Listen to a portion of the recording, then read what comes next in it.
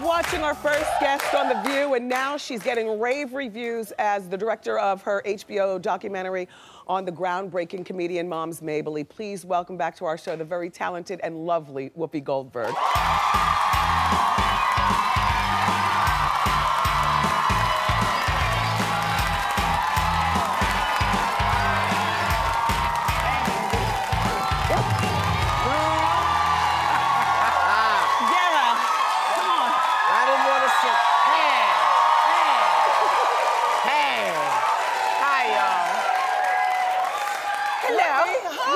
Hello. Well, here, move over a little bit, because here's what I want to do.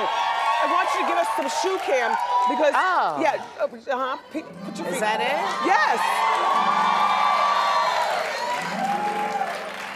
You know what?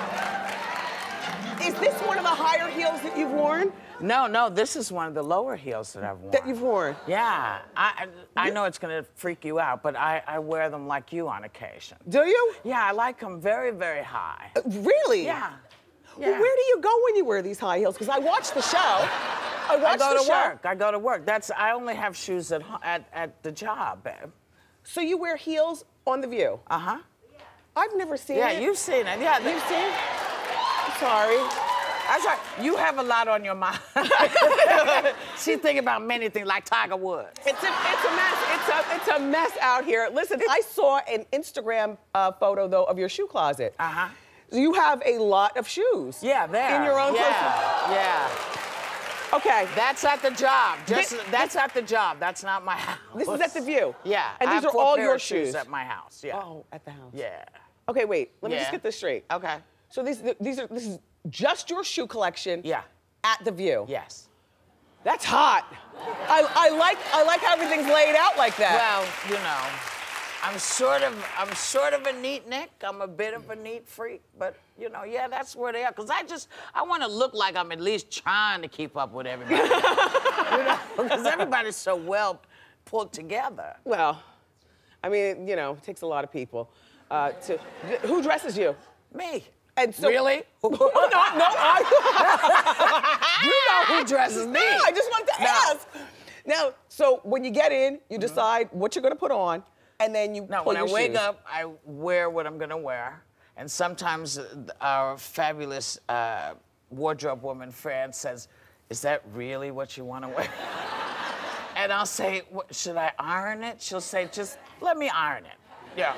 So, and then I basically have on what I have on when I get there, but I look in to see what feet will work. Oh, I understand. Yeah. Oh, Whoopi, happy Thanksgiving. Happy Thanksgiving, happy Hanukkah. Thank you. Yeah. How did you spend yesterday, Thanksgiving? What'd you do? Can't you tell from my backside I ate? I ate many people.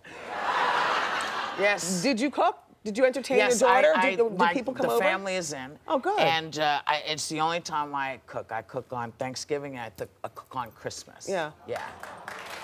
So you look good. Can I just tell you that? I love your hair like this. Thank you. Yeah, I love the way you look. Thanks. Thanks.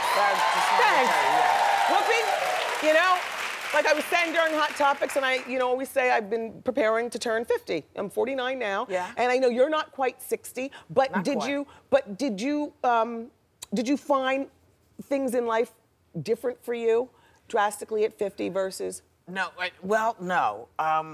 All you have to know is that the alternative is not of interest to you. Being dead. Yeah. You know, so why not celebrate the fact that you managed to do something lots of people don't get to do. They don't get to turn 50. You're right. This is a gift. You're right. You know? And what is, you know, when you, I'm gonna say when I was a little kid, because I got about eight or 9 years on you. When I was a little kid, people who were 50, they were old. Yes. And now, you know, 50 is nothing. 80 is nothing. You know, you hear about these 80 and 90-year-olds having sex and fun, and you wish, you know? Yes. Because it's not in their mind that anything is supposed to stop. The only thing for women that stops is we don't make any more eggs, thank you, God. Thank God. Thank God. Like, I'm not scared of menopause. I need the burden to be lifted. I'm telling you, menopause is interesting. It can become a pain in the you butt don't have periodically. Huh? You don't have a beard. Well, no, I don't have a beard, but you know. But you know how sometimes. Not where you can see it anyway. You know, I'm just saying. I'm sorry, Clyde. My brother's in the green room. Sorry, Clyde. And he's like this. I can tell already. No, but you look terrific. Now, do you have anything? I hate to use the word bucket list, but is there anything that you want to do at this point in your life? I mean, you're an award-winning actress, comedian. You've been successful on Broadway. The View. You know, you're a staple on one of the most successful shows on TV. What is there left for you to do between now and the time of? I want to do two things. I want to become an ambassador to a country, and yeah, you wouldn't mind me being the ambassador, would you? Okay, good. Because some people will be like, oh, hell no. We're not sending her anywhere. And the other thing is I'd like to meet this new Pope. I'm very interested in Pope Francis. Yeah. Yeah, I like those two things. Yeah. That ambassador thing will probably work out for you nice. Well, you know, we'll see. We'll see what happens. Yeah. So over at The View, a lot of things have changed this season. Yeah. Do you miss Elizabeth?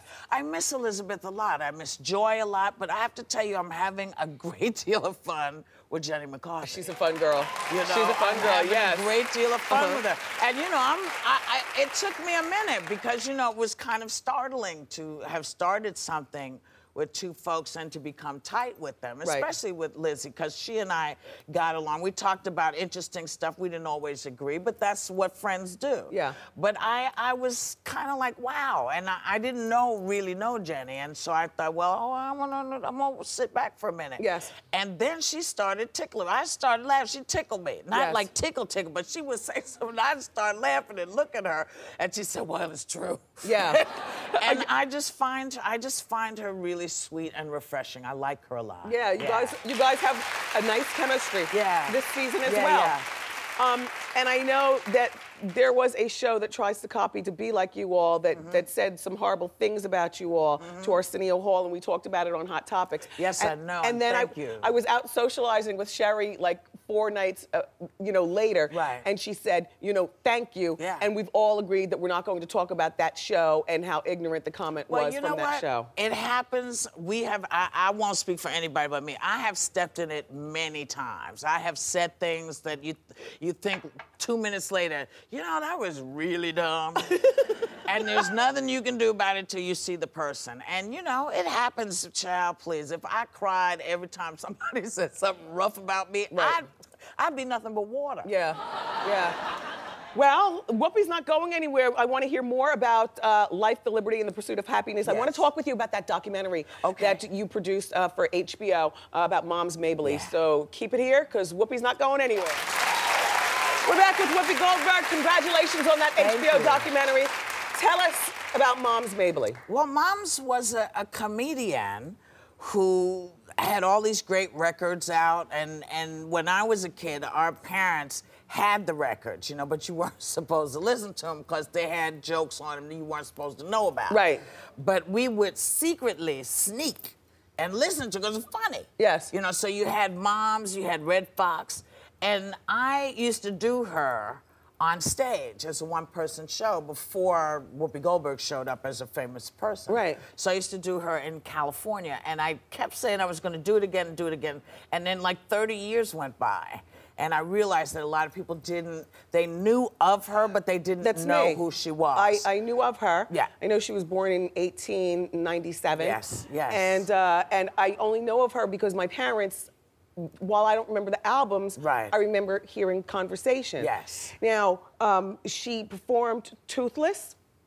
Occasionally, yeah, she would take her teeth out. Yeah. I watched the documentary. There was a lot of gumming. Yeah. And in a bad house coat. Yeah. And in the hat flopped on her head. Yeah. And you talked to some really great people in the, and another thing is that there wasn't a lot of footage on Moms. And so whose idea was it to make her cartoonized in your documentary? Me, because I wanted people not to stop watching. Yeah. You know, and it's the same with the words, you know, because if you have lots of albums. Right. You want people to hear the material, so you want to keep them, you know, it's kind of smoke and mirrors, but it's like, watch this, watch this, and they continue to watch. But the great thing about Moms is that she was the only stand-up She was the only female for almost 40 years before anybody else came around to do it. And you have to understand, she has Kathy Griffin and Joan Rivers and Eddie Murphy and, you know, comedians speaking in this documentary. I didn't realize that Moms was making $10,000 a week at the Apollo Theater back in the doze. Oh, hon. Oh, yeah. Oh, yeah. I know. She also, she wrote a musical with Zora Neale Hurston. She wrote a musical. She played oh my goodness, Carnegie Hall. She was extraordinary, and the material is so strong that it holds up today. And Eddie Murphy based one of his Nutty Professor, grandma, on Moms Mabley. Yeah. So thank you very much for catching us up with our history. And this is Whoopi Goldberg, everybody. Be sure to check out Whoopi Goldberg Presents Moms Mabley on HBO.